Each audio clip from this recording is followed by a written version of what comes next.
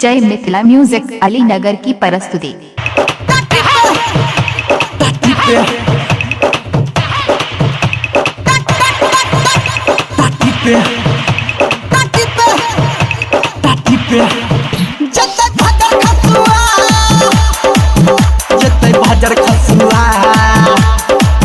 DJ Amarjeet Alinagar चौक। माँ Gayatri recording studio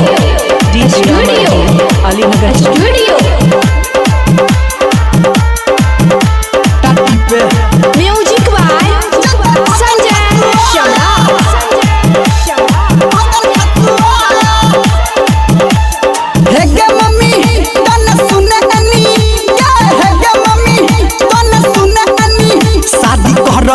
छौड़ा छे उलफुआ टाटी पजते भजर खसुआ ये शादी करबो ने छौड़ा छे उलफुआ टाटी पजते भजर खसुआ हे गे मम्मी तने सुने अनी हे गे मम्मी तने सुने अनी शादी करबो ने छौड़ा छे उलफुआ टाटी पजते भजर खसुआ ये शादी करबो ने छौड़ा छे उलफुआ टाटी पजते भजर खसुआ हे गे मम्मी तने सुने अनी हे गे मम्मी तने सुने अनी डीजे अमरजीत अलीनगर चौक।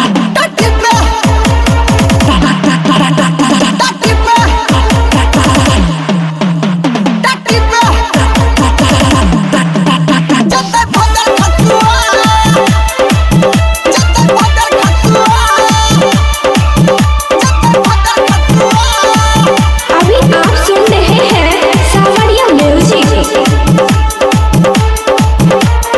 भजर खसुआ खापर सनक मुँह छे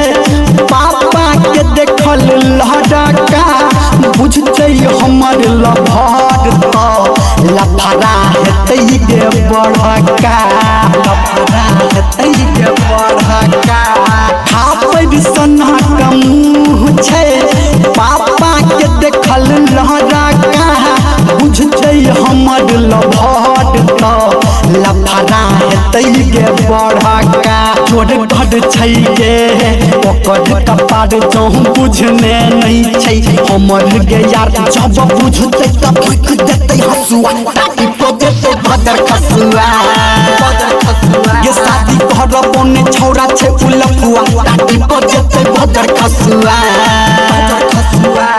हे गे मम्मी तने सुने अनी गे हे गे मम्मी तने सुने अनी टाटी पे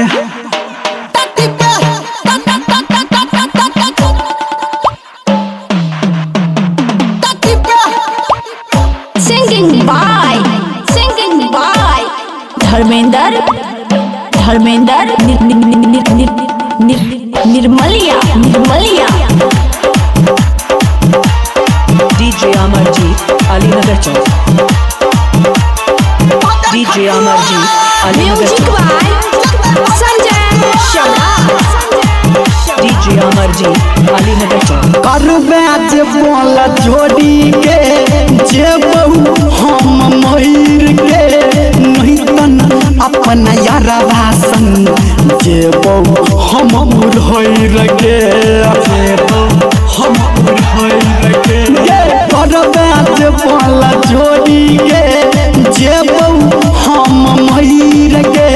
नहीं तन अपन यारवा संग जेबो हम उड़हर के भले रहतो धर्मेंद्र के खार टूटतो माथा पे बड़का पहाड़ डीजे संजय गौतम सत्यम अगुआ टाटी पजते भदर खसुआ ये शादी करबो ने छौड़ा छे उलफुआ टाटी पजते भदर खसुआ हे गे मम्मी तने सुने अनी हे गे मम्मी तने सुने अनी बुझली डीजे अमरजीत अलीनगर चौक।